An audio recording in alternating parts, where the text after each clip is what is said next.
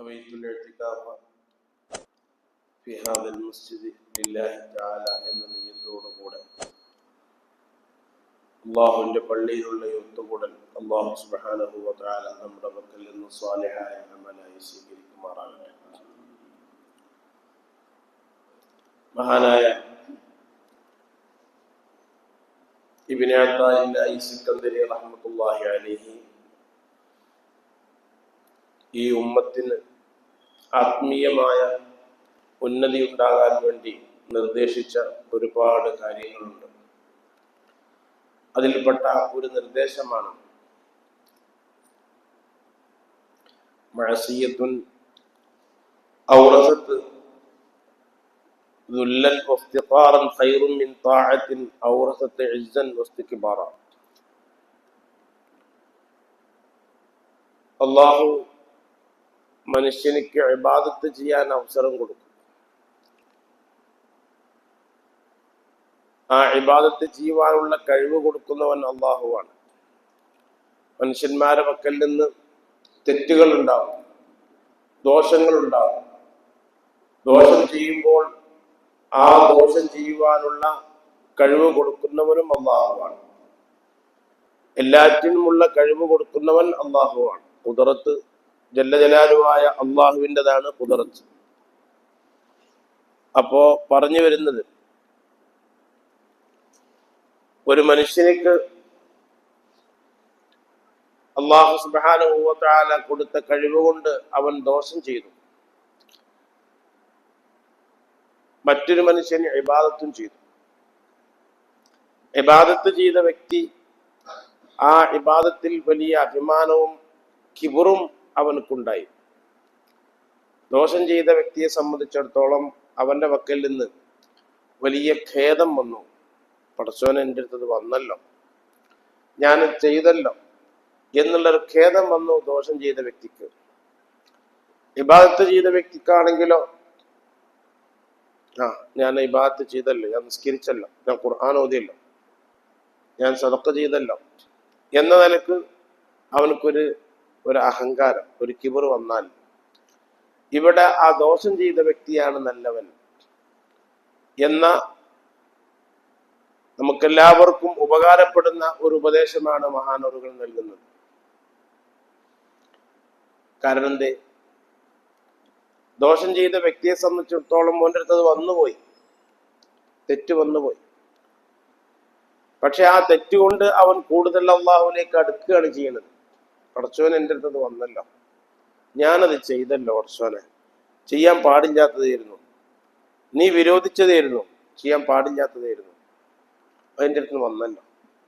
ഈ ഒരു ചിന്ത അവന്റെ മനസ്സിലിങ്ങനെ വരുമ്പോ ജല്ല ജലാലുവായ അല്ലാഹു സുബ്ഹാനഹു വ തആല അവൻ യജമാനനാണ്, അവൻ പടച്ചോനാണ് എന്നുള്ള ഒരു പേടിയും ഒരു ഭയവും അവന്റെ മനസ്സിലിങ്ങനെ വരികയാണ്. അതുകൊണ്ടല്ല അത് വന്നത്.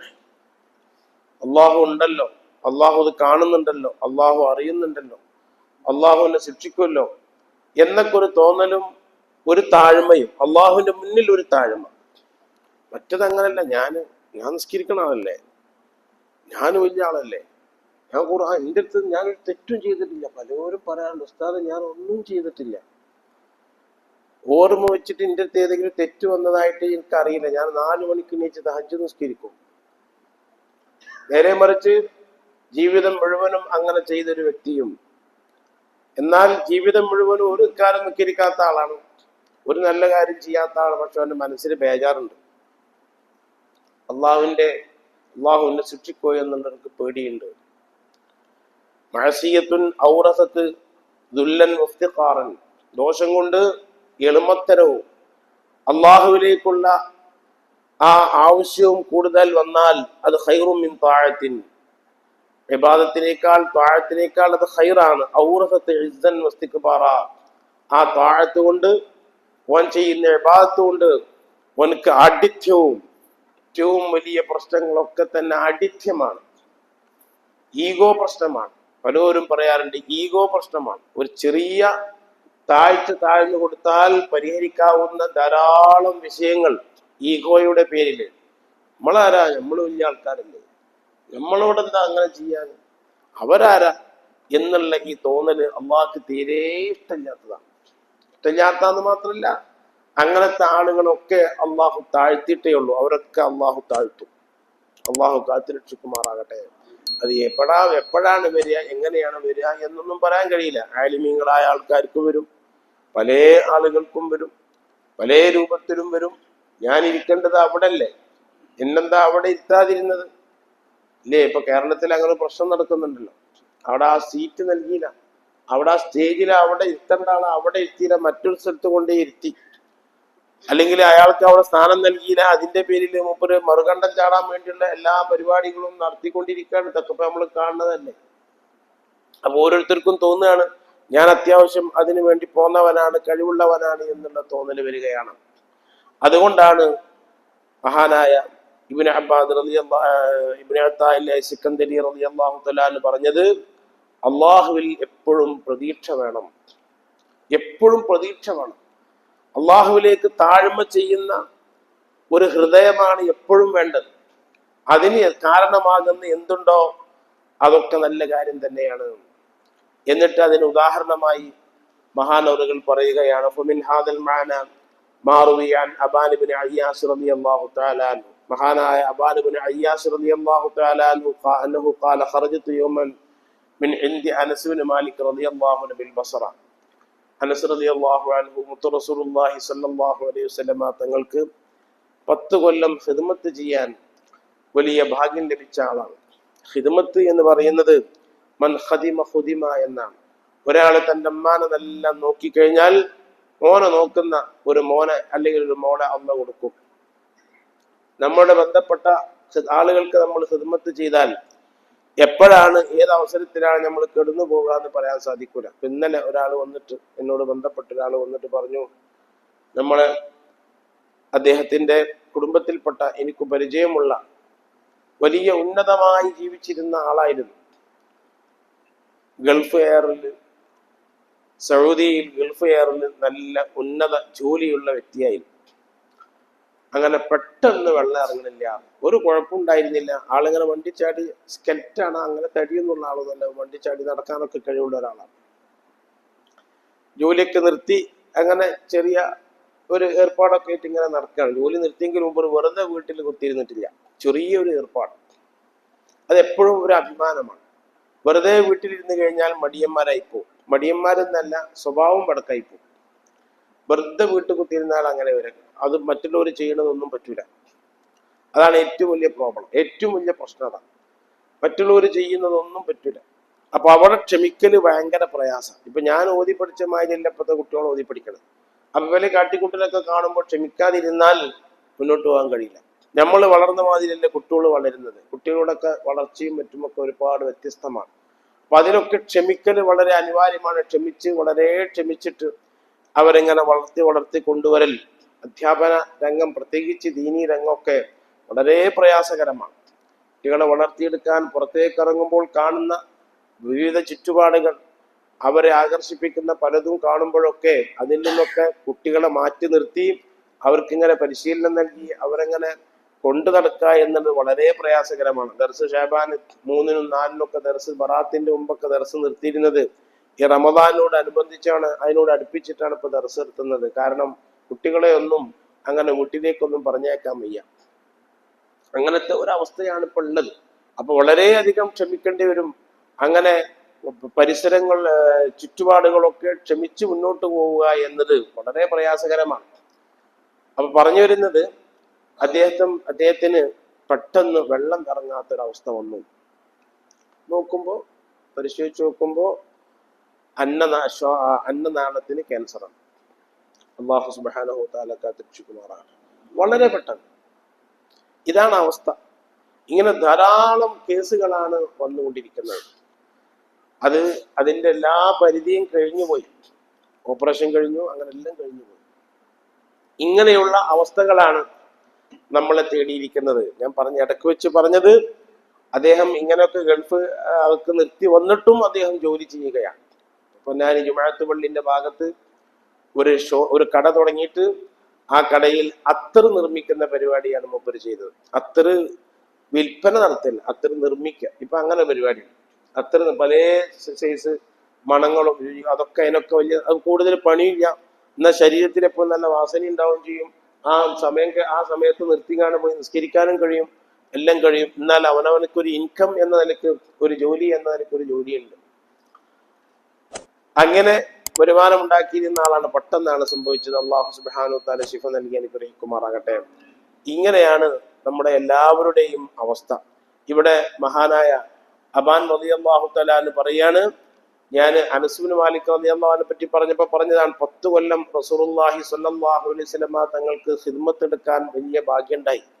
അള്ളാഹുവിന്റെ റസൂൽ സല്ലല്ലാഹു അലൈഹി വസല്ലമ തങ്ങളെ വല്ലാതെ നോക്കിയ ആളാണ് അനസ് റളിയല്ലാഹു തആല അൻഹു. വേണ്ട പോലെ നോക്കിയ ആളാണ്. ഉമ്മക്കും ഉപ്പക്കും വേണ്ടതൊക്കെ ചെയ്യാന്ന് പറഞ്ഞാൽ ചില രക്ഷിതാക്കന്മാർ പറയും, ഓനുണ്ട് വന്നെങ്കിൽ. എനിക്കറിയാം, ഇവിടെ എന്നോട് പറഞ്ഞിട്ടുണ്ട്, ഓനൊന്നിട്ട് വന്നെങ്കിൽ. 5, 4, 5 മക്കളുള്ള ഒരാൾ എന്നോട് പറഞ്ഞത്, ഓനൊന്നിട്ട് വന്നെങ്കിൽ എന്നിങ്ങനെ ആഗ്രഹിക്കുന്ന ആൾക്കാരുണ്ടാവും. അതെന്താ ആഗ്രഹിക്കുന്നത്?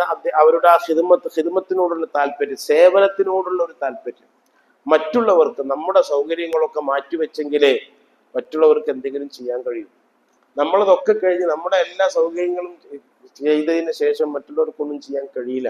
ആകെ 24 മണിക്കൂറല്ലേ ഉള്ളൂ. അതിലെന്തെല്ലാം ചെയ്യേണ്ടി വരും. അതിനേക്കാളും വലുതാണ് എന്തെല്ലാം ക്ഷമിക്കേണ്ടി വരും. അസ്സബ്റു നിസ്ഫുൽ ഈമാൻ എന്നൊക്കെ പറഞ്ഞത്, സബർ എന്നുള്ള സ്വാദ്, ബാഗ്, റാഹ്, ഈ 3 അക്ഷരം, ആ 3 അക്ഷരത്തിനാൽ ഉണ്ടാകുന്ന സ്വാദ്, ബാഗ്, റാഹ് കൂടിയ അറബിയിലുള്ള എല്ലാ വേർഡുകളിലും ഒരു തരം കയ്പുണ്ടാവുന്ന, അത് ഒരുമിച്ച് കൂടിയാൽ കിട്ടുന്നതിൽ ഒരു തരം കയ്പുണ്ടാവും. എന്തെങ്കിലും ഒരു കയ്പുണ്ടാകും ആ അക്ഷരങ്ങൾ ഒരുമിച്ച് കൂടിയതിലുണ്ടാകും. അത്രക്ക് പ്രയാസം അറിയിക്കുന്ന പദങ്ങളാണ് സ്വാദ്, ബാഗ്, റാഹിനാൽ ഉണ്ടാവുക എന്നാണ്. അറബിക്ക് അങ്ങനെ ഒരു പ്രത്യേകത ഉണ്ട്. അപ്പൊ പറഞ്ഞു വരുന്നത്, അങ്ങേയറ്റം ക്ഷമിക്കേണ്ടി വരും. അങ്ങനെ ക്ഷമിച്ചെങ്കിൽ തന്നെ നമുക്കൊക്കെ മുന്നോട്ട് പോകാൻ സാധിക്കുകയുള്ളൂ. മറ്റൊരാളെ സഹായിക്കണമെങ്കിൽ, അവർക്ക് എന്തെങ്കിലും നേതാവാണെങ്കിൽ അയാളുടെ പല കാര്യങ്ങളും മാറ്റിവെക്കേണ്ടി വരും. എല്ലാം മാറ്റിവെക്കേണ്ടി വരും. ഇപ്പൊ ഇന്നലെ ഖലീൽ തങ്ങൾ പാപ്പ ഗൾഫിൽ നിന്ന് കരിപ്പൂർ എയർപോർട്ടിൽ വിമാനം ഇറങ്ങി നേരെ മർക്കസിലേക്ക് പോയി. മർക്കസിൽ നിന്ന് പിന്നെ തങ്ങൾ പാപ്പ വരുന്നത് പൊന്നാനിയിലേക്കാണ്. ഞാൻ പൊന്നാനിയിൽ നിന്ന് ഇന്നലെ വരുമ്പോൾ അവിടുന്ന് പുറപ്പെടുമ്പോൾ തന്നെ 11 മണി കഴിഞ്ഞിരിക്കും. എന്നിട്ടും തങ്ങൾ പാപ്പ അവിടുന്ന് പോയിട്ടില്ല, തങ്ങൾ പോയിട്ടില്ല. തങ്ങൾക്ക് ഉണക്കത്തിരിക്കാനും മറ്റു പരിപാടി ചെയ്തിട്ടില്ല. തങ്ങൾ എപ്പോഴാ മഴതിലെത്തുക? ഇത് ദിവസവും തന്നെയല്ലേ പരിപാടി. അപ്പൊ ഒരു നേതാവാകണമെങ്കിൽ നേതാവാകുമ്പോ അങ്ങനെ തന്നെ, അല്ലെങ്കിൽ നേതാവാകാൻ കഴിയൂല. അല്ലെങ്കിൽ തട്ടിപ്പൻ നേതാവാകുമ്പോ, നേതാവാവണമെങ്കിൽ നന്നായിട്ട് പണിയെടുക്കേണ്ടി വരും. നന്നായിട്ട് പണിയെടുക്കണം. നമ്മുടെ സൗകര്യങ്ങളും മറ്റുമൊക്കെ മാറ്റി വെക്കേണ്ടി വരും. ഞാനിവിടെ ഇമാമാണ്, ഞാനിവിടെ മുദരിസ് ആണെങ്കിൽ ഞാൻ ഒരുപാട് കാര്യങ്ങൾ അങ്ങനെ മാറ്റി വെക്കേണ്ടി വരും. അങ്ങനെ സമൂഹത്തിന് നേതൃത്വം കൊടുക്കുന്ന ആളുകളൊക്കെ തന്നെ വല്ലാതെ സഹിക്കേണ്ടി വരും. എങ്കിലേ ആളുകൾക്ക് എന്തെങ്കിലും ചെയ്യാൻ കഴിയുള്ളൂ. ആളുകൾക്ക് എന്തെങ്കിലും സഹായങ്ങളോ വേണ്ടപ്പെട്ടതോ ചെയ്യണമെങ്കിൽ നമ്മൾ വല്ലാതെ അടങ്ങറാകേണ്ടി വരും. അത് നമുക്കൊക്കെ അറിയാലോ. ഒരു മരം എങ്ങനെ താഴ്ന്നെങ്കിലേ ആ മരത്തിൽ നിന്ന് പഴം കിട്ടുള്ളൂ. മരത്തിനെങ്ങനെ, ഒരു ഉയർന്നു നിൽക്കുന്ന മരത്തിനെ എങ്ങനെ താഴ്ത്തിയെങ്കിലേ ഇത് പഴം കിട്ടുള്ളൂ. അതേപോലെ തന്നെയാണ് എല്ലാവരുടെയും അവസ്ഥ. അതുപോലെ തന്നെയാണ് പറഞ്ഞു വരുന്നത്. മഹാനായ അനസ് റളിയല്ലാഹു തആല അൻഹു ഹബീബായ മുഹമ്മദ് റസൂലുള്ളാഹി സ്വല്ലല്ലാഹു അലൈഹി വസല്ലം തങ്ങൾക്ക് 10 കൊല്ലമാണ് ഖിദ്മത്ത് ചെയ്തത്. ആ ഖിദ്മത്ത് അനസ് റളിയല്ലാഹു അൻഹുവിന് വലിയ നേട്ടങ്ങൾ ഉണ്ടാക്കി കൊടുത്തു. പള്ളി കമ്മിറ്റിക്കാര്, അതേ മറ്റു കമ്മിറ്റിയിലൊക്കെ ഉള്ള ആളുകളൊക്കെ അവനവനെ കൊണ്ട് ചെയ്യാൻ പറ്റുന്ന സേവനത്തിനുള്ള അവസരമാണ് അത് എന്ന് മനസ്സിലാക്കണം. അവനവനെ കൊണ്ട് സമൂഹത്തിന് ചെയ്യാൻ, അള്ളാഹുവിന്റെ ദീനിന് ചെയ്യാൻ, അള്ളാഹിന്റെ പള്ളിക്ക് ചെയ്യാനൊക്കെ കിട്ടുന്ന ഒരു അവസരമാണ്. എന്നല്ലാതെ കമ്മിറ്റി മെമ്പറാണ് എന്നുള്ളത് 4 ആൾ കൂടുമ്പോൾ, പ്രത്യേകിച്ച് നിശ്ചയത്തിന്റെ അവസരങ്ങളിലൊക്കെ, കുട്ടിയുടെ കല്യാണം നടക്കുന്ന അവസരത്തിൽ ഞാൻ പള്ളിന്റെ കമ്മിറ്റിന്റെ മെമ്പറാണ്, അതേമാതിരി ഇവിടെ വന്ന് അന്വേഷിക്കുന്ന അവസരത്തിൽ ആ പള്ളി കമ്മിറ്റിന്റെ മെമ്പറാണ്, അപ്പൊ പിന്നെ മുമ്പ് ബദരീങ്ങളിൽപ്പെട്ട ആളായിക്കാരം, കുഴപ്പമൊന്നും ഉണ്ടാവില്ല എന്ന് ആളുകൾ വിലയിരുത്തും. അതിനുവേണ്ടി പല ആൾക്കാരും അങ്ങനെ നടക്കാറുണ്ട്. എല്ലാ നാട്ടിലുണ്ടത്. അങ്ങനെ മറ്റുള്ള ആൾക്കാരെ മുന്നിൽ ആളാകാൻ വേണ്ടി. അതുകൊണ്ടൊന്നും അള്ളാന്റെ മുന്നിലൊന്നും കിട്ടാൻ പോണില്ല. അള്ളാന്റെ മുന്നിൽ കിട്ടണമെങ്കിൽ ആത്മാർത്ഥമായിട്ട് ഖിദ്മത്ത് ചെയ്തെങ്കിലേ കിട്ടുള്ളൂ. ഖിദ്മത്ത് ചെയ്യണമെങ്കിൽ നമ്മൾ ഒരുപാട് സൗകര്യങ്ങൾ എന്തെങ്കിലും ഒഴിവാക്കേണ്ടി വരും. അപ്പൊ തന്നെ ഖിദ്മത്ത് ചെയ്യാൻ കഴിയുള്ളൂ. ഞാൻ പറഞ്ഞു വരുന്നത് 10 കൊല്ലമാണ് മുത്ത് റസൂലുള്ളാഹി സ്വല്ലല്ലാഹു അലൈഹി വസല്ലം തങ്ങൾ ഖിദ്മത്ത് ചെയ്തത്. ആ ഖിദ്മത്തൊക്കെ എന്നോട് ഇവിടെ നിന്ന് തന്നെ വേറൊരാൾ പറഞ്ഞിട്ടുണ്ട്. ഓനിങ്ങനെ വലിയ വർത്താനൊക്കെ പറയും, ഒന്നും ചെയ്യൂല. വലിയ വർത്താനൊക്കെ പറഞ്ഞ് ഞാൻ ഇങ്ങനെ നടക്കും. അതാളൊന്നും ഞാൻ പറഞ്ഞില്ല, രണ്ടും എന്നോട് പറഞ്ഞിട്ടുണ്ട്, ഈ നാട്ടിൽ തന്നെ പറഞ്ഞിട്ടുണ്ട്. അപ്പോ അതിങ്ങനെ നടക്കുന്നല്ലാതെ ഓന്റെ ഉള്ളിലൊന്ന് വേറെ, സ്വന്തം മോനെ പറ്റിയാ പറഞ്ഞത്, ഉള്ളിലൊന്ന് വേറെ പുറത്തുനിന്ന് വേറെ. അങ്ങനെയാണോ എന്റെ കാട്ടിക്കൂട്ടലൊക്കെ എന്നും പറഞ്ഞവരുണ്ട്. അപ്പൊ ഖിദ്മത്ത് ചെയ്യുമ്പോൾ ബന്ധപ്പെട്ട മാതാപിതാക്കൾക്ക് വേണ്ടപ്പെട്ട ആൾക്കാരൊക്കെ ഖിദ്മത്ത് ചെയ്യുമ്പോൾ അത് അള്ള പറഞ്ഞതാണ്, അള്ള കൽപ്പിച്ചതാണ് എന്ന നിലയ്ക്ക് ചെയ്യുകയാണെങ്കിൽ അതിന് പ്രതിഫലം കിട്ടും ചെയ്യും. നമ്മളൊരു മൂലക്കെ കിടക്കുന്ന അവസരത്തില് നമുക്ക് വേണ്ടതൊക്കെ ചെയ്തു തരാൻ പ്രിയപ്പെട്ടവരെ, അതിൻ്റെ ഒക്കെ ഒരവസ്ഥ. എന്റെ മൂത്ത അളിയന് ആശുപത്രിയാണ്, അള്ളാഹു ശിഫയാക്കി കൊടുക്കുമാറാകട്ടെ. ഒരു കയ്യും ഒരു കാലും ചലനമറ്റിട്ട് ഇന്നലെ രാത്രി വിളിച്ചു പറഞ്ഞു, വെള്ളം കൊടുത്തിട്ട് വെള്ളം ഇറങ്ങണില്ല. അങ്ങനത്തെ ഒക്കെ ഒരു അവസ്ഥയില് മക്കളും ഒക്കെ ആലിമീങ്ങളാണ്, നന്നായിട്ട് നോക്കുകയാണ്, മാറി മാറി നിന്ന് അവർ പരിചരിക്കുകയാണ്, വേണ്ടതൊക്കെ പരിചരിക്കുകയാണ്. അങ്ങനൊക്കെ പരിചരിക്കേണ്ട അവസ്ഥ നമുക്കൊക്കെ വന്നേക്കാം. അള്ളാഹു സുബ്ഹാനഹു തആല കാത്തുരക്ഷിക്കുമാറാകട്ടെ. അങ്ങനെ വരുന്നതിന്റെ മുമ്പ് തന്നെ അതിനു വേണ്ടി ഒരുങ്ങണം. മൻ ഖദിമ ഖുദിമ എന്നാണ്. മറ്റുള്ള ആളുകൾക്ക് ഖിദ്മത്ത് ചെയ്ത് കൊടുത്താൽ നമുക്ക് ഖിദ്മത്ത് ചെയ്യാനുള്ള ആളുകളെ അള്ളാഹു സുബ്ഹാനഹു തആല ഉണ്ടാക്കി തരും. അതെങ്ങനെയാണെന്നൊന്നും പറയാൻ കഴിയില്ല. മനോഹരമായ രൂപത്തില് ബാപ്പാനെ നോക്കുന്ന, അമ്മാനെ നോക്കുന്ന ആൾക്കാരൊക്കെ ഉണ്ട്.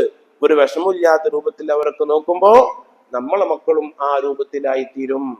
ഞാൻ പറഞ്ഞു വരുന്നത്, അനസ് റളിയല്ലാഹു അൻഹു പറയാണ്, ഞാനിങ്ങനെ ബസ്രയിൽ ഉണ്ടാകുമ്പോ ഫറഅയ്തു ജനാസതൻ, അനസ് റളിയല്ലാഹു അൻഹുവിന്റെ അരികിൽ നിന്നിട്ട് അബാൻ ഇബ്നു അയ്യാസ് റളിയല്ലാഹു തആല അൻഹു പുറത്തേക്ക് അങ്ങാടിയിലേക്ക് വന്നു. അനസ് റളിയല്ലാഹു അൻഹു അന്ന് ബസ്രയിൽ ഗവർണറാ.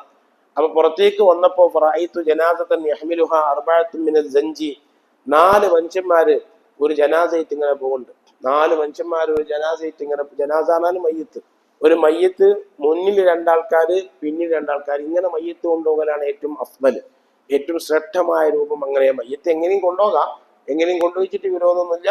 വളരെ സ്പീഡിൽ കൊണ്ടുപോകരുത്. വളരെ സ്പീഡിൽ കൊണ്ടുപോയാൽ ജെർക്കിങ് വന്നിട്ട് മയ്യത്തിന് എന്തെങ്കിലും സംഭവിച്ചു പോകും. അപ്പൊ എന്തെങ്കിലും സംഭവിച്ചു പോകുമ്പോൾ ചിലപ്പോൾ ബ്ലഡ് വരും, രക്തം വരും, ചിലപ്പം ചലന്തയിലൊക്കെ വരും. അപ്പൊ അതുകൊണ്ട് സ്പീഡിൽ മയ്യത്തിനെ കൊണ്ടുപോകരുതെന്നും. 4 ആൾക്കാരാണ് മയ്യത്ത് കൊണ്ടുപോകാൻ ഏറ്റവും അഫ്ദൽ. മുന്നിൽ 2 ആൾക്കാര് പിന്നിൽ 2 ആൾക്കാർ, ഇങ്ങനെ കൊണ്ടുപോകലാണ് ഏറ്റവും അഫ്ദലായ രൂപം. അങ്ങനെ കൊണ്ടുപോകുമ്പോൾ മയ്യത്ത് പുറകിലും മയ്യത്തിന്റെ കൂടെ പോകുന്ന ആൾക്കാരൊക്കെ മുന്നിലുമായിട്ടാണ് നടക്കേണ്ടത്. മുന്നിൽ നടക്കുമ്പോൾ പിന്നിലേക്ക് തിരിഞ്ഞു നോക്കിയാൽ കാണാവുന്ന രൂപത്തിൽ, പിന്നിലേക്ക് തിരിഞ്ഞു നോക്കിയാൽ കാണാവുന്ന രൂപത്തിൽ, മയ്യത്തിനെ കാണുന്ന രൂപത്തിൽ മുന്നിൽ നടക്കുകയാണ് വേണ്ടത്. അങ്ങനെപ്പോ പള്ളിക്കൊക്കെ കൊണ്ടുപോകുമ്പോൾ ആ പള്ളിന്റെ മുന്നിൽ കൂടെ കൊണ്ടുപോകണം. അതൊക്കെ ഇപ്പൊ നമ്മൾ തീരുമാനിക്കുന്നതാണ്. ഇതിൽ കൂടെ മയ്യത്ത് കൊടുത്തു വെച്ചിട്ട് ഒന്നും വരാൻ പോണില്ല. ഇതിൽ കൂടെ മയ്യത്ത് കൊടുന്നു എന്ന് വിചാരിച്ചിട്ട് ഒരു അഫ്ദലിനൊക്കെ ഒരു കേടുമില്ല. ആ പള്ളിക്കൊക്കെ ഇന്ന സ്ഥലത്ത് കൂടെ കടത്തണം എന്നൊന്നും കിതാബിൽ കാണുന്നില്ല. അത് അതിൽക്കൂടിയും കൊണ്ടുവരാം, ഇതിൽ കൂടിയും കൊണ്ടുവരാം, മറ്റേ കൂടെ ഒക്കെ കൊണ്ട്, അതിനൊന്നും ഒരു വിരോധമൊന്നുമില്ല. മനുഷ്യന്മാര് നടക്കുന്ന വഴി കൂടെ ഒക്കെ മയ്യത്തിനും കൊണ്ടുവരാം. കാരണം ഇത് മനുഷ്യൻ തന്നെയുള്ളോ, ഈ മയ്യത്തും മനുഷ്യൻ തന്നെയുള്ളോ. ആ മയ്യത്ത് മനുഷ്യന്മാര് നടക്കുന്നിടത്ത് കൂടെ ഒക്കെ മയ്യത്തിനെ കൊണ്ടുകൊണ്ട് വിരോധമൊന്നുമില്ല. അതെങ്ങനെയാണ് നാട്ടിലുണ്ടെങ്കിൽ നടപ്പെങ്കിൽ അങ്ങനെ ആയിക്കോട്ടെ, നാട്ടിലെങ്ങനെ നടപ്പെങ്കിൽ. പക്ഷേ മയ്യത്ത് ഏത് കൂടെയാണ് പോകണമെങ്കിൽ അത് കൂടെയാണ് മയ്യത്തിന്റെ കൂടെ പോണ ആൾക്കാരും പോകേണ്ടത്. മയ്യത്തിനെ എങ്ങനെയാണ് കൊണ്ടുവരെങ്കിൽ കൂടെ പോണ ആൾക്കാർ ഇങ്ങനെ കൊണ്ടല്ലാണ് നല്ലത്. ഇനി ആരെങ്കിലും അങ്ങനെ വന്നിച്ചിട്ട് അതിനും കുഴപ്പമൊന്നുമില്ല. ഏറ്റവും നല്ലത് എങ്ങനെ തന്നെയാണ്, ഇങ്ങനെ ഇങ്ങനെ അങ്ങനെ തന്നെയാണ് എല്ലാം നല്ല രൂപം. മയ്യത്തിന് ഏത് കൂടെയാണ് കൊണ്ടുവച്ചാൽ അത് കൂടെ, കാരണം മയ്യത്തിന്റെ കൂടെ പോകല്ലേ. മയ്യത്തിന്റെ കൂടെ കൊണ്ടുപോകുമ്പോൾ മയ്യത്തിന് എങ്ങനെ പള്ളിക്ക് കൊണ്ടുപോകാൽ ആ രൂപത്തിൽ പോവുക. ഇനി ഒരാൾ പോയിച്ചിട്ട് അതിന് വിരോധമുള്ള കാര്യമൊന്നുമില്ല. അതിന് അഫ്ദലായ രൂപം അവിടെ അങ്ങനെയാണ്, ഏത് കൂടി പ്രവേശിപ്പിക്കാം. എല്ലാം കിതാബിൽ വളരെ വ്യക്തമായിട്ട് എങ്ങനെ ചെയ്യണം, ഏതൊക്കെ രൂപത്തിൽ ചെയ്യണം എന്ന് പറഞ്ഞിട്ടുണ്ട്. ആ മുന്നിൽ ഇങ്ങനെ നടക്കണം, മുന്നിൽ നടന്നിട്ട് തിരിഞ്ഞു നോക്കുമ്പോൾ മയ്യത്തിനെ കാണുന്ന രൂപത്തിൽ മുന്നിൽ നടക്കണം. അതാണ് അഫ്ദലായ രൂപം എന്ന് ഫുഖഹാക്കൾ പറഞ്ഞിട്ടുണ്ട്. അപ്പൊ ഈ 4 ആൾക്കാർ മയ്യത്ത് ചുമന്ന് ഇങ്ങനെ പോവുക. ബസറ എന്ന് പറയും മുസ്ലിമീങ്ങൾ മാത്രം താമസിക്കുന്ന ഒരു പട്ടണം. ആ ഒരു പട്ടണത്തില് വെറും 4 ആൾക്കാർ. ആ 4 ആൾക്കാരാണെങ്കിലോ അവര് കറുത്ത വർഗത്തിൽപ്പെട്ട ആൾക്കാർ, കറുപ്പന്മാര് എന്നൊക്കെ പറയും. കറുത്ത ആൾക്കാരാണ് അവർ. വലം യകും മഅഹും റജുലുൻ ആഖർ. അവരുടെ കീഴ്ശേരിയിൽ ഒരാളുണ്ട്. ഞാൻ ചില വിഷയങ്ങൾക്ക് വേണ്ടി അദ്ദേഹത്തിന്റെ വീട്ടിലേക്ക് പോകുമ്പോ അപ്പൊ എന്നോടൊരാൾ പറഞ്ഞ്, അയാളെ പെരന്നെ പരിചയപ്പെടുത്തി കൊടുക്കല്, അയാളെ വീട് തന്നെ അയാളെ പരിചയപ്പെടുത്തി കൊടുക്കലിന്റെ പെര മനസ്സിലാക്കണമെങ്കിൽ ഇങ്ങനെ വന്നു കഴിഞ്ഞാല് ആ പെരന്റെ മുന്നിൽ കുറെ കറുത്ത മക്കൾ കളിക്കുന്നുണ്ടാവും. അപ്പൊ കറുത്ത മക്കൾ കളിക്കണ പെര അതിന്റെ പെരയെന്ന് മനസ്സിലാക്കിയാൽ മതി. അയാൾക്ക് അതിൽ കുറവൊന്നുമില്ല. അയാൾക്ക് അങ്ങനെ തന്നെയാണ് പേര്, അയാൾക്ക് അതിൽ യാതൊരു കുറവുമില്ല. അങ്ങനെ പറയാണ്. അള്ളാഹു കൊടുത്തല്ലേ നിറ, അതിനിപ്പോ എന്താ നിറ അല്ല കൊടുക്കണല്ലേ. അപ്പൊ ഞാൻ തന്നെ അത്ഭുതപ്പെട്ടു. മൂപ്പരിനെ പരിചയപ്പെടുത്തി കൊടുക്കണം അങ്ങനെയാണ്. കാരണം മൂപ്പരെ കുട്ടികളും ഒക്കെ ഇങ്ങനെ കറുത്ത ആൾക്കാരാണ്. അതുകൊണ്ട് മൂപ്പരെ അങ്ങനെ പരിചയപ്പെടുത്തി കൊടുക്കും എന്ന് കേട്ടിട്ടുണ്ട്. അതൊക്കെ അങ്ങനൊക്കെ ഒരു ഹിമ്മത്ത് വേണം. അതിലൊരു ന്യൂനതയല്ല, അള്ള വന്നതല്ലേ. ഇതിപ്പോ എന്താ റബ്ബ് അങ്ങനെ എന്നെ അങ്ങനെ പഠിച്ചിക്കണത്, ഓനങ്ങനെ പഠിച്ചിക്കണത്. എല്ലാരും ഒരു വാപ്പാന്റെ മക്കൾ, ഞാനിപ്പോ നാളെ നോക്കുമ്പോ ഭാര്യ നല്ല വെളുത്താൾ തന്നെയാണ്, ഭർത്താവും വെളുത്താൾ തന്നെയാണ്, കുട്ടി കത്തിട്ട് എന്താ പറയുന്നത്?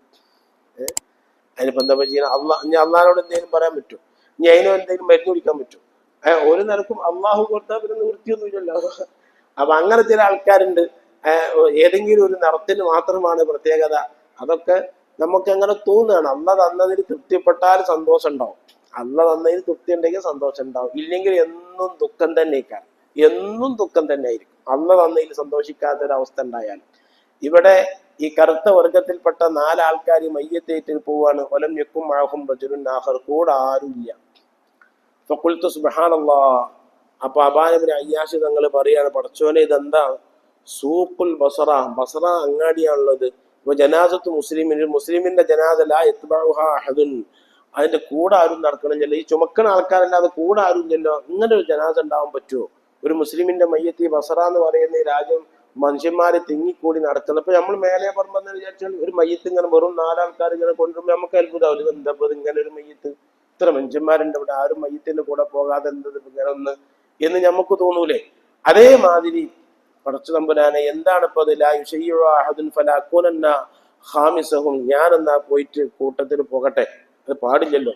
കഴിവിന്റെ പരമാവധി നമ്മൾ ജനാസയിലൊക്കെ പങ്കെടുക്കണം, എല്ലാ ജനാസയിലും പങ്കെടുക്കണം. നമുക്ക് വേറെ തടസ്സങ്ങളൊന്നും ഇല്ലെങ്കിൽ ജനാസയിൽ പങ്കെടുക്കണം, നിസ്കരിക്കണം, ഖബറടക്കുന്നിടത്ത് പോകണം, ബാക്കി കാര്യങ്ങളൊക്കെ ചെയ്യണം. അങ്ങനെ ആ നിസ്കരിക്കണ സ്ഥലത്ത് ഈ മയ്യത്തിനെ കൊണ്ടുപോയി വെച്ചപ്പോ ഈ 4 ആൾക്കാരും കൂടി എന്നോട് പറഞ്ഞു, നിങ്ങൾ കേരിക്കുന്നതാണ്. അപ്പൊ ഞാൻ പറഞ്ഞപ്പോ കൊൽത്തു അന്തും മൗലാബി, നിങ്ങൾ നിസ്കരിച്ചോളി, എനിക്ക് അറിയില്ല ഇത് ഏതാണ് മയ്യത്ത് എന്താന്ന് എനിക്കറിയില്ല, ഞാൻ ഈ നാട്ടുകാരും അല്ല, ഞാനല്ല കേൾക്കേണ്ടത്, നിങ്ങൾ തന്നെ നിസ്കരിക്കേണ്ടത് എന്ന് ഞാൻ ആ 4 കറുത്ത ആൾക്കാരോട് പറഞ്ഞപ്പോ കാലു കുല്ലുനാ സവാ, നമ്മളൊക്കെ സമാണ്, ഞങ്ങൾക്കും അറിയില്ല ഇപ്പൊ ഏതാണ് ഈ മയ്യത്ത് ഏതാണെന്ന് ഞങ്ങൾക്കും അറിയില്ല, നിങ്ങളെ മയ്യത്ത് നിങ്ങൾക്കും അറിയില്ല ഞങ്ങൾക്കും അറിയില്ല. അപ്പൊ അബാന് പറഞ്ഞു, സംഗതി കുഴങ്ങിയല്ലേ ഇപ്പൊ, ഇതേതപ്പത് അജ്ഞാത മയ്യത്താണോ? പിന്നെ അവിടെ മയ്യത്ത് വെച്ചിട്ട് തർക്കിക്കാൻ പറ്റില്ലല്ലോ എന്ന് വിചാരിച്ചിട്ട് ഞാൻ നിസ്കരിച്ചു, ഞാൻ ഇമാമായി നിസ്കരിച്ചു. അബാൻ ഇബ്നു അയ്യാശ് തങ്ങൾ പറയാം, അനസ് റളിയല്ലാഹു അൻഹുവിന്റെ അടുത്ത് നിന്ന് വരികയാണ്, ഗവർണറെ കണ്ടു വരികയാണ് അബാൻ എന്നവർ. അപ്പോഴാണത് ഞാൻ നിസ്കരിച്ചു. എന്താ സംഭവം എന്ന് വെച്ചു. അബാന് കുറച്ച് ധൈര്യമുള്ള ആളാ. ഇവര് ചോദിച്ചു, എന്താ സംഗതി, എന്താ, എവിടുന്നാ ഈ മയ്യത്ത് കിട്ടിയത്, ഇതെന്താ ഇങ്ങനൊരു മയ്യത്ത്, നിങ്ങൾ ആരും നിസ്കരിക്കണില്ല, നിങ്ങൾക്ക് മയ്യത്തിനെ അറിയില്ല, അപ്പൊ ഇതിന്റെ പിന്നിലുള്ള ചരിത്രം എന്ന് പറയുക. അപ്പൊ ഈ തരത്തിന് തിൽക്കൽ മർഅതു, അപ്പോ ആ 4 ആൾക്കാർ പറഞ്ഞു, മയ്യത്ത് ചുമന്ന 4 ആൾക്കാർ പറഞ്ഞു, ആ അമ്മാമ ഞങ്ങളെ വിളിച്ചു കൊടുക്കുന്നതാണ്, ഞങ്ങള് ഈ നാട്ടിലെ ചുമട്ടു തൊഴിലാളികളാണ്, ഞങ്ങളെ 4 ആൾക്കാർ ആ അമ്മാമ, അവിടെ അമ്മാമുണ്ട്, ആ അമ്മാമ വിളിച്ചു കൊടുക്കുന്നതാണ്, എന്നിട്ട് ഞങ്ങൾ കൂലിക്കാരാണ്, അതേത് മയ്യത്ത് ഞങ്ങൾ കൊണ്ടോ, പൈസ എന്നാ ഞങ്ങൾ ഏതും കൊണ്ടോ, ഞങ്ങൾ കൂലിക്കാരാണ്.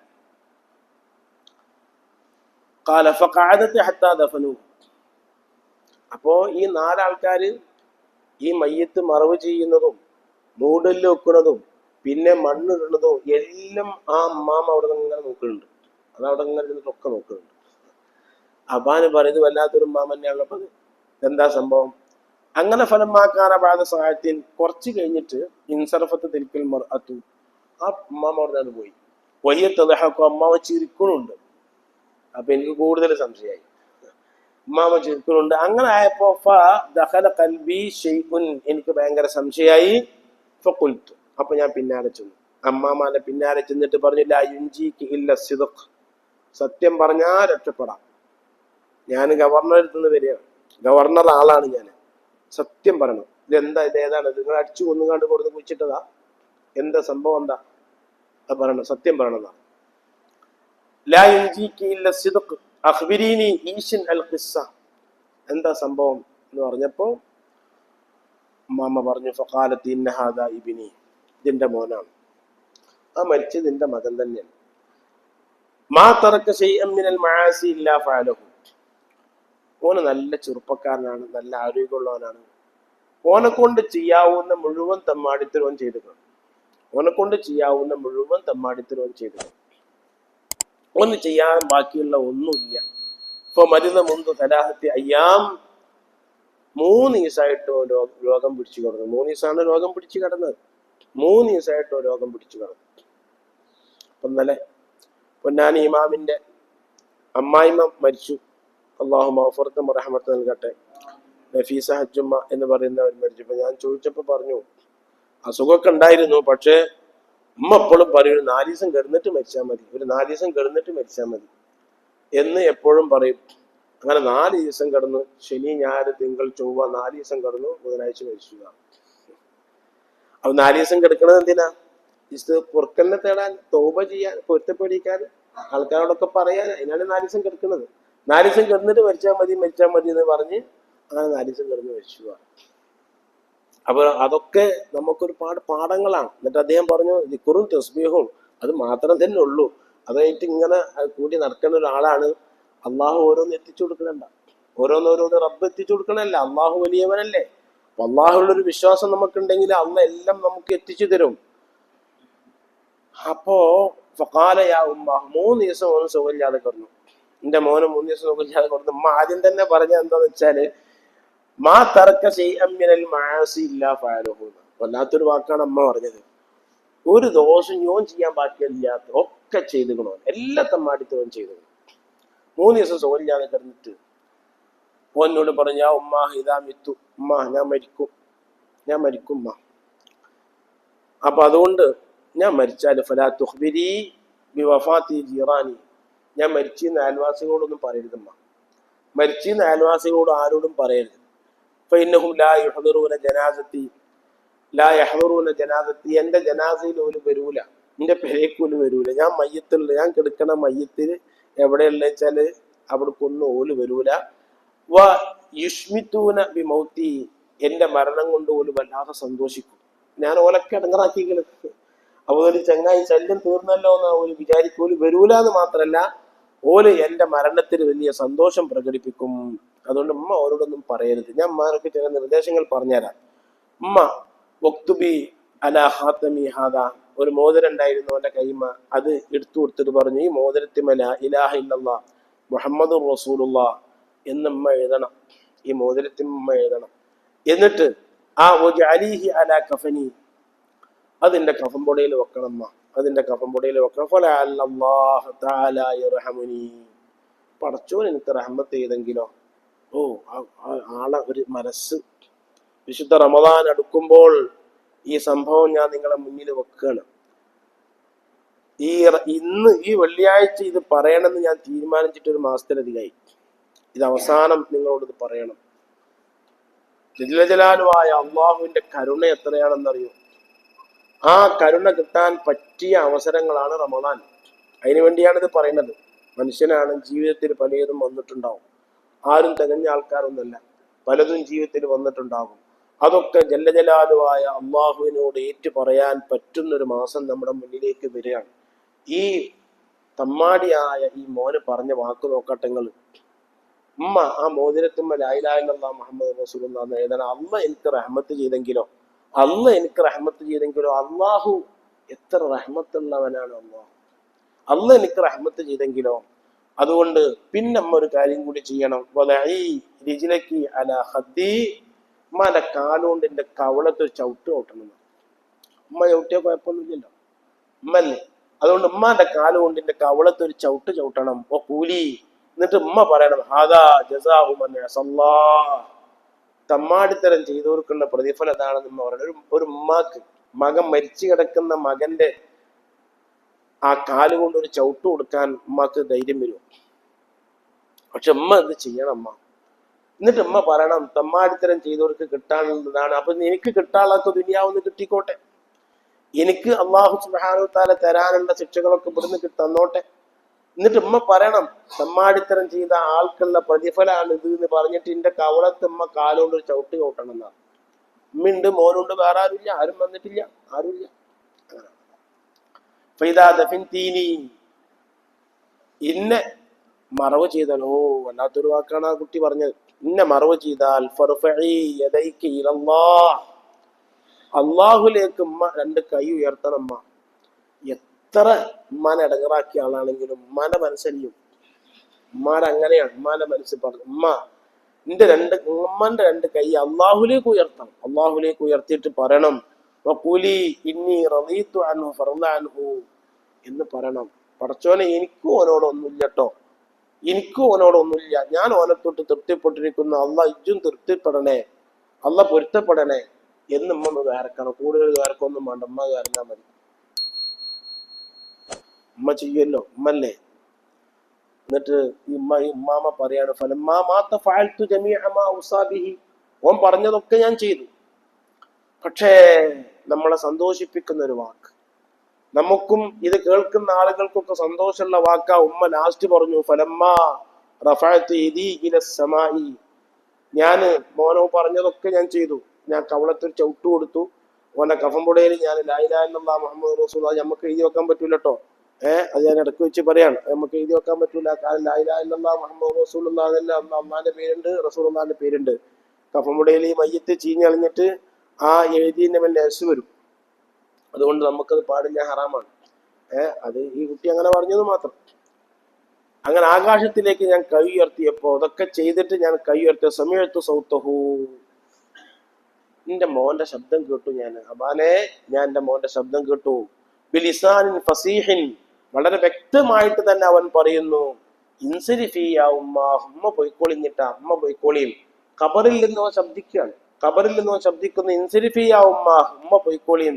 ഫഖദ് ഖദിംതു അലാ റബ്ബിൻ കരീമിൻ റഹീമിൻ ഗൈരി ഗദ്ബാന അലയ്യ, ഞാൻ ആരടുത്തേക്കാ പൊയ്ക്കണെന്ന് അറിയമ്മ? ഞാൻ ആരടുത്തേക്കാ പൊയ്ക്കണെന്ന് അറിയോ? അലാ റബ്ബിൻ കരീമിൻ, ഔദാര്യവാനായ ഒരു റബ്ബിന്റെ അടുത്തേക്കാ പൊയ്ക്കണത്. മനുഷ്യന്മാരെ മാതിരിയല്ല, ഔദാര്യവാനായ റബ്ബിന്റെ. കരീമിൻ, ഔദാര്യവാനാണ്. റഹീമിൻ, എനിക്ക് റഹ്മത്ത് ചെയ്യുന്ന, കൃപ ചെയ്യുന്ന അള്ളാഹു. അതേപോലെ തന്നെ ഗൈരി ഗദ്ബാൻ, എന്റെ മേലിൽ ദേഷ്യപ്പെടാത്ത, എനിക്ക് റഹ്മത്ത് ചെയ്ത ഒരല്ലാന്റെ അടുത്തേക്കാണ് ഞാൻ പോയിക്കണത്. അല്ലല്ല സ്വീകരിച്ചിരിക്കണമ്മ, അല്ല എനിക്ക് പൊരുത്തപ്പെട്ട് തന്നിക്കണമ്മ എന്ന് ആ മോൻ പറഞ്ഞപ്പോ ഞാൻ ചിരിക്കണ്ട അബാനെ, ഫദഹിക്തു, ഞാൻ ചിരിച്ചതാണ്, ഞാൻ ചിരിച്ചു പോയതാണ്. കാരുണ്യവാനായ അള്ളാഹു ഇങ്ങനെയാണ്. പക്ഷേ അള്ളാഹുവിനോട് ആ ഒരു മനസ്സ് വേണം. ചില ആളുകളൊക്കെ ഉണ്ടാകും, ഓര് തമ്മാടിത്തരം ചെയ്തിട്ടുണ്ടാകും, പക്ഷെ ഓര് തൗബ ചെയ്യുന്നുണ്ടാകും. നമുക്ക് പറയാൻ കഴിയില്ല. നമ്മൾ കുറ്റം പറയാനോ മറ്റോ പോയാൽ നമ്മളായിരിക്കും കുടുങ്ങുക. ഓലെ മനസ്സ് അലിഞ്ഞിട്ടുണ്ടാകും, ഓലെ മനസ്സ് വേദനിച്ചിട്ടുണ്ടാവും. ചില സാഹചര്യങ്ങളെ കൊണ്ടോ മറ്റോ ഒരു തെറ്റ് ചെയ്തതായിരിക്കാം. അവർക്ക് ഈമാൻ ഉണ്ടെങ്കിൽ അവർ രക്ഷപ്പെടും. അള്ളാഹുവിൽ പ്രതീക്ഷ വേണം. നേരെ മറിച്ച് ഇബാദത്തൊക്കെ നല്ല ചെയ്യുന്നുണ്ട്, ഓനിങ്ങനെ കിബറനായി നടക്കുകയാണ്. എന്താ അവൻ കള്ളുടിയന്, ഓനെ മറ്റോന് ഞാൻ കണ്ടില്ല ഇങ്ങനെ, എന്നാ ഈ കള്ളുടിയനെയൊക്കെ ചിലപ്പോൾ സ്വർഗത്തിൽ പോവാം. ഇവന് ചെയ്തതൊക്കെ വെള്ളത്തിലാവും. അതാണ് ഈ നൽകുന്ന സന്ദേശം. അതുകൊണ്ട് വിശുദ്ധ റമദാൻ നമ്മളിലേക്ക് വളരെ അടുത്തെത്തിയിരിക്കുന്നു. അള്ളാഹുവിനോട് കരയുവാനും ദുഃഖം രേഖപ്പെടുത്തുവാനും മനസ്സ് അലിയിക്കാനൊക്കെ പറ്റിയ അവസരം ഓരോ ദിവസവും നമ്മളത് ഉപയോഗപ്പെടുത്തി, പ്രത്യേകിച്ച് ആരും കാണാതെ ആരും അറിയാതെ നമ്മൾ അള്ളാഹുവിനോട് തഹജ്ജുദിന്റെ നേരത്തെ അത്താഴത്തിന് എഴുന്നേറ്റ് സകലമാന പാവങ്ങൾ, എപ്പോഴാണ് കിടക്കേണ്ടി വരിക, എപ്പോഴാണ് ആശുപത്രിയിൽ പോകേണ്ടി വരിക, എപ്പോഴാണ് കൈ കുഴഞ്ഞു പോവുക, എപ്പോഴാണ് കാലുകൊണ്ട് നടക്കാൻ കഴിയാത്ത അവസ്ഥ വരിക, ഓരോന്നോരോന്ന് കേൾക്കുമ്പോഴൊക്കെ ബേജാറ് തോന്നുകയാണ്. അള്ളാഹു എപ്പോഴാണ് നമ്മുടെ സംസാരം അവസാനിപ്പിക്കുക, നമുക്ക് പറയാൻ കഴിയാത്ത അവസ്ഥ, എഴുതാൻ കഴിയാത്ത അവസ്ഥ, പറയുമ്പോൾ ലെവലില്ലാത്ത വർത്തമാനങ്ങൾ പറയുന്ന അവസ്ഥ, ഇതൊക്കെ നമ്മൾ കണ്ടുകൊണ്ടിരിക്കുകയാണ്. അതൊക്കെ ഇന്ന് അവർക്കാണെങ്കിൽ നാളെ നമ്മൾക്കും വൈക്കൂടെ, നമുക്ക് പറയാൻ കഴിയുകയില്ല. റഹ്മാനുറഹീമായ അല്ലാഹു സുബ്ഹാനഹു വ തആലയുടെ റഹ്മത്ത് അള്ളാഹു നമുക്കൊക്കെ നൽകി അനുഗ്രഹിക്കുമാറാകട്ടെ. അള്ളാഹുവിൽ എപ്പോഴും നല്ല പ്രതീക്ഷയും എൻ്റെ റബ്ബ് എന്ന ഒരു തോന്നൽ എപ്പോഴും വേണം. എൻ്റെ റബ്ബ്, എൻ്റെ കുട്ടി എന്ന് പറയുമ്പോൾ ഒരു നല്ല രസമുള്ളൊരു വാക്കാണല്ലോ, എൻ്റെ കുട്ടി. ബഹുമാനപ്പെട്ട സുലൈമാൻ ഉസ്താദിന്റെ അടുത്തേക്ക് ചില ആൾക്കാർ വരുമ്പോ എൻ്റെ കുട്ടി എന്തേ വന്നു എന്ന് ചോദിക്കും. ചിലവരെ കണ്ട എൻ്റെ കുട്ടി എന്തേ വന്നു. അപ്പൊ എൻ്റെ കുട്ടി എന്തേ വന്നു എന്നുള്ളത് അതാ. ഇപ്പൊ നാളെ ഒരു 10-60 വയസ്സുള്ള താടിക്ക് നിരച്ച ഒരാൾ വന്നപ്പോ പറഞ്ഞു എൻ്റെ കുട്ടി എന്തേ വന്നു ചോദിച്ചു. അപ്പൊ കുറച്ച് കഴിഞ്ഞൊരു ഉസ്താദ് പറഞ്ഞു ഇതിന്റെ മച്ചൂനിയനാണ്. ഞാൻ തന്നെ ഇങ്ങനെ അത്ഭുതപ്പെട്ടിരിക്കുകയാണ്. ഇയാൾക്ക് എൻ്റെ കുട്ടി എന്നൊക്കെ പറയുമ്പോൾ അയാൾക്ക് വേറെ കുട്ടിയായിട്ടുണ്ടാവും. അപ്പൊ അയാളോട് എൻ്റെ കുട്ടി എപ്പോഴേ വന്ന് എന്ന് ചോദിക്കുമ്പോൾ അപ്പൊ ഉസ്താദിന്റെ മൊത്തക്ക് എനിക്കെന്തോ ഒരു ആശങ്ക ഉണ്ടെന്ന്. അപ്പൊ ഉസ്താദ് പറഞ്ഞു ഇതിന്റെ മച്ചൂനിയനാണ്, ഞങ്ങൾ തമ്മിൽ അങ്ങനെ വലിയ ബന്ധാണ്, ആ ഒരു സ്നേഹമുള്ള വാക്ക്, ഒരു സ്നേഹമുള്ള വാക്കാണ്. അത് കേൾക്കുമ്പോൾ തന്നെ ഇൻഡോന് ഇൻഡുട്ടി എന്നൊക്കെ കേൾക്കുമ്പോൾ അത് കേൾക്കുന്നതിനൊരു രസമാണ്. ഇനിയിപ്പോ നമ്മൾ എത്ര വലുതാണെങ്കിലും ശരി, നമ്മളെ അമ്മാമ അല്ലെങ്കിൽ എളാമ ഇങ്ങനത്തെ ബന്ധം മോനെ എവിടുന്ന വരുന്നത് എന്ന് കേൾക്കുമ്പോൾ അതൊരു ഒരു മനസ്സിലുള്ള പ്രയാസങ്ങളൊക്കെ ആ വാക്കോട് കൂടെ തന്നെ തീർന്നു. സന്തോഷമുള്ളൊരു വാക്ക്, അത് വലിയ ആശ്വാസമാണ്. അപ്പോ അള്ളാഹു ജല്ല ജലാലുഹുവിനെ സംബന്ധിച്ച് പടച്ചോൻ എൻ്റെ റബ്ബ്, എൻ്റെ അള്ളാഹു എനിക്ക് മാപ്പ് തരും, എനിക്ക് അള്ളാഹുവിനോട് പൊറുക്കും എന്നുള്ള ഒരു ചിന്ത നമുക്കുണ്ടായി കഴിഞ്ഞാൽ അള്ളാഹുവിലേക്ക് അടുക്കാൻ സാധിക്കും. റഹ്മുറാഹിമായ റബ്ബിനിക്ക് ഏറ്റവും ഇഷ്ടം അതാണ്. അള്ളാഹിനെ പറ്റി അങ്ങനെ വിചാരിക്കണം. ശിക്ഷിക്കുന്നവന്, നരകത്തിലിടുന്നവന് അങ്ങനെ മനസ്സിലാക്കരുതെന്നാണ്. കരുണ ചെയ്യുന്നതാണ് റഹ്മാൻ റഹീം, കരുണ ചെയ്യുന്നതാണ്, ഔദാര്യമാണ്. ഈ രൂപത്തിലാണ് അള്ളാഹുവിനെ പറ്റി നമ്മൾ മനസ്സിലാക്കുകയും നമ്മൾ റമദാൻ അതിന് ഉപയോഗപ്പെടുത്തുകയും വേണമെന്ന് ആവശ്യപ്പെട്ട് നമ്മുടെ ഈ ക്ലാസ് ഇപ്പോൾ അവസാനിപ്പിക്കുകയാണ്. റഹ്മുറാഹിമായ അൽ മലിക്കുൽ ജബ്ബാറായ അള്ളാഹു നമ്മുടെ മുഴുവൻ ക്ലാസ്സുകളും വലിയ അമലായി സ്വീകരിക്കുമാറാകട്ടെ. ഈ ക്ലാസ്സിൽ പങ്കുകൊണ്ട മുഴുവൻ ആളുകളുടെയും മനസ്സ് അള്ളാഹു നന്നാക്കി കൊടുക്കുമാറാകട്ടെ. എല്ലാവിധ ചീത്ത സ്വഭാവങ്ങളിൽ നിന്നും വടക്കുകളിൽ നിന്നും നമ്മളെല്ലാവരെയും ഈ ക്ലാസ്സിൽ ക്ലാസ് എടുത്ത എല്ലാ ആളുകൾക്കും അള്ളാഹു നല്ല മനസ്സ് നൽകുമാറാകട്ടെ, കൽബ് വൃത്തിയാക്കി കൊടുക്കുമാറാകട്ടെ. ആസന്നമാകുന്ന റമദാനിൽ അള്ളാഹു നരകത്തിൽ നിന്ന് എത്തിക്ക് ചൊല്ലി മോചിപ്പിക്കുന്ന ആളുകളുടെ കൂട്ടത്തിൽ നമ്മെയും അവരെയും നമ്മോട് ബന്ധപ്പെട്ട എല്ലാ ആളുകളെയും അള്ളാഹു ഉൾപ്പെടുത്തി അനുഗ്രഹിക്കുമാറാകട്ടെ. കഴിഞ്ഞ ക്ലാസ്സുകളിലൊക്കെ പങ്കെടുത്ത ധാരാളം ആളുകൾ മരണപ്പെട്ടു പോയി. അവർക്കൊക്കെ അള്ളാഹു മഗ്ഫിറത്തും റഹ്മത്തും നൽകി അനുഗ്രഹിക്കുമാറാകട്ടെ. ധാരാളം പ്രയാസങ്ങളും വിഷമങ്ങളും നമുക്ക് എല്ലാവർക്കും ഉണ്ട്. കടങ്ങളെ കൊണ്ട് വിഷമിക്കുന്ന ആളുകളുണ്ട്. എല്ലാവർക്കും അള്ളാഹു ആശ്വാസം നൽകി അനുഗ്രഹിക്കുമാറാകട്ടെ. അള്ളാഹിന്റെ ഖജനാവ് വിശാലമാണ്. അതിൽ നിന്ന് അള്ളാഹു നമുക്കൊക്കെ ചുരിച്ചു തന്ന് അനുഗ്രഹിക്കുമാറാകട്ടെ. മറ്റൊരുത്തന്റെ മുന്നിൽ കൈനീട്ടുകയും അവന്റെ കറുത്ത മുഖം കാണുകയും ചെയ്യുന്ന ദുരവസ്ഥയിൽ നിന്ന് അള്ളാഹു നമ്മെ എല്ലാവരെയും കാത്തുരക്ഷിക്കുമാറാകട്ടെ. ഇന്ന് ചായം പലഹാരം നൽകുന്നത് കെ വി ഹസനാജിയാണ്. അള്ളാഹു അദ്ദേഹത്തിന്റെ പക്കൽ നിന്ന് അത് സ്വീകരിക്കുമാറാകട്ടെ. അദ്ദേഹത്തിൽ നിന്ന് മരണപ്പെട്ടു പോയവർക്കൊക്കെ അള്ളാഹു മഗ്ഫിറത്തും റഹ്മത്തും നൽകി അനുഗ്രഹിക്കുമാറാകട്ടെ. നമ്മുടെ മക്കളൊക്കെ അള്ളാഹു കുളിർമയുള്ള സ്വാലിഹീങ്ങളായ മക്കളാക്കി തെരുമാറാകട്ടെ. നമ്മുടെ വീടുകളിലും കുടുംബങ്ങളിലൊക്കെ അള്ളാഹു പ്രകാശവും വെളിച്ചവും പ്രദാനം ചെയ്യുമാറാകട്ടെ. നമ്മളെ മക്കളെ കെട്ടിച്ചയച്ചിടത്തും അതേപോലെ തന്നെ നമ്മളെ മക്കൾ കെട്ടിക്കൊണ്ടുവന്നിടത്തും എല്ലായിടത്തും അള്ളാഹു നമുക്ക് വലിയ റാഹത്തും സന്തോഷവും നൽകി അനുഗ്രഹിക്കുമാറാകട്ടെ. വലിയ വലിയ രോഗങ്ങളിൽ നിന്നൊക്കെ അള്ളാഹു കാത്തുരക്ഷിക്കുമാറാകട്ടെ. അർഹമുർറാഹിമായ റബ്ബ് മറ്റുള്ള ആളുകൾക്ക് നമ്മെ ഒരു ഭാരമാക്കാതെ അള്ളാഹു നമ്മെ സഹായിക്കുമാറാകട്ടെ. എല്ലാ പ്രയാസങ്ങളിൽ നിന്നും അള്ളാഹു രക്ഷപ്പെടുത്തി അവസാനം ലാ ഇലാഹ ഇല്ലല്ലാഹ് എന്ന് ചൊല്ലി പരിപൂർണ ഈമാനോടുകൂടെ മരിക്കുന്ന സജ്ജനങ്ങളിൽ അള്ളാഹു നമ്മെ ഉൾപ്പെടുത്തി അനുഗ്രഹിക്കുമാറാകട്ടെ. ഫലസ്തീനിൽ കഷ്ടപ്പെടുന്ന മുസ്ലിമീങ്ങളെ അള്ളാഹു രക്ഷപ്പെടുത്തുമാറാകട്ടെ. മുസ്ലിം രാജ്യങ്ങളും മറ്റു രാജ്യങ്ങളൊക്കെ പിടിച്ചടക്കാൻ വേണ്ടി വരുന്ന ആധുനിക ഫിർഔനിൽ നിന്ന് ലോകത്തെ അള്ളാഹു രക്ഷപ്പെടുത്തുമാറാകട്ടെ. അവനെ അള്ളാഹു എല്ലാ നിലക്കും പരാജയപ്പെടുത്തുമാറാകട്ടെ. അവനെ സഹായിക്കുന്നവരെയും അള്ളാഹു പരാജയപ്പെടുത്തുമാറാകട്ടെ.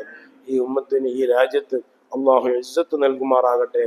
ഈ ഉമ്മത്തിനെ സഹായിക്കുന്നവരിലേക്ക് ഈ രാജ്യത്തിന്റെ ഭരണം അള്ളാഹു നൽകി അനുഗ്രഹിക്കുമാറാകട്ടെ.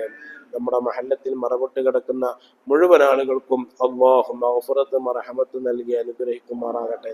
നമ്മുടെ പള്ളി, നമ്മുടെ മദ്രസ അതൊക്കെ കടത്തിലാണ്. കടത്തിൽ നിന്ന് അള്ളാഹു രക്ഷപ്പെടുത്തുമാറാകട്ടെ. പള്ളിയെയും മദ്രസയെയും സഹായിക്കുന്നവരെ അള്ളാഹു സഹായിക്കുമാറാകട്ടെ. നമ്മുടെ മഹല്ലത്തിൽ അള്ളാഹു എല്ലാ അദാബുകളെയും ഈ ക്ലാസിന്റെ ബർക്കത്ത് കൊണ്ട് അള്ളാഹു ഉയർത്തി മഹല്ലത്തിന് സമാധാനവും സന്തോഷവും നമുക്കെല്ലാവർക്കും മഹല്ലത്തിലെ എല്ലാ വീടുകളിലും അള്ളാഹു നൽകി അനുഗ്രഹിക്കുമാറാകട്ടെ.